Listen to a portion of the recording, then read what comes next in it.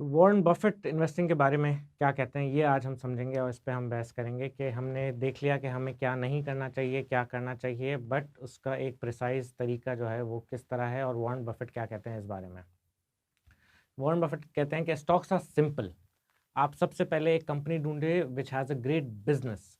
Great business का मतलब है अगेन वही वाली बात है कि अर्निंग्स स्टेबल हों, अर्निंग्स ग्रो कर रही हों, so that is a great business. आप वो खरीदें। किधर खरीदें, किस प्राइस पे खरीदें? चीप प्राइसेस पे खरीदें। इस पे हम बात करेंगे, that is called value investing. जो चीप स्टॉक्स हम खरीदने की बात करें, तो आपने एक कंपनी ढूँढ ली, आपने लेट्स से एक बहुत अच्छी कंपनी ढूँढ ली, अब आप वेट करें कि जब वो उसकी मार्केट प्राइस गिरे तब आप जाके खरीदें। इसका एग्ज़ाम्पल ऐसा है कि जैसे अगर आपको एक लुई विटॉन की बैग पसंद आ गई, वो बहुत महँगी है। आप हमेशा सोचते रहते हैं कि इसको मैं खरीदूँगा, कभी वेट कर रहे हैं, फिर अचानक से उस पे सेल लग गई 50% की।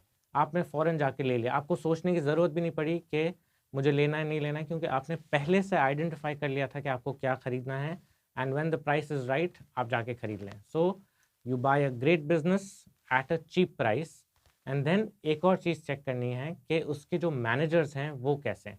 उनके मैनेजर्स ऐसे हैं जो बासलाहियत हैं और उनके पास एबिलिटी है to run the company in efficient manner, और वो ऑनेस्ट हैं, उनके पास इंटीग्रिटी है, कि वो ईमानदार हैं, तो वो आप स्टॉक खरीद लें। तो ये 3 चीज़ें हैं, you have a great business at a cheap price with managers who can run the business and are honest. ईमानदार लोग हैं, बासलाहियत लोग हैं, वो स्टॉक आप खरीदें और उसको फिर हमेशा के लिए रखें।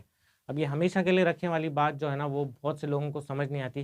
वो कहते हैं स्टॉक प्राइस ऊपर गई आप बेच दें और नीचे आई है तो ले लें, आप इस तरह करते रहें तो आप बहुत पैसा बनाएँगे। बट ये वॉरेन बफेट की जो फ़िलॉसफ़ी है वो फिलिप फिशर की फ़िलॉसफ़ी पे बेस्ड है कि आप होल्ड करें स्टॉक को हमेशा के लिए, अनलेस या तो उसके मैनेजर्स करप्ट हो जाएँ या उन्होंने कोई घपला कर दिया या कंपनी का बिज़नेस मॉडल ख़राब हो जाता है।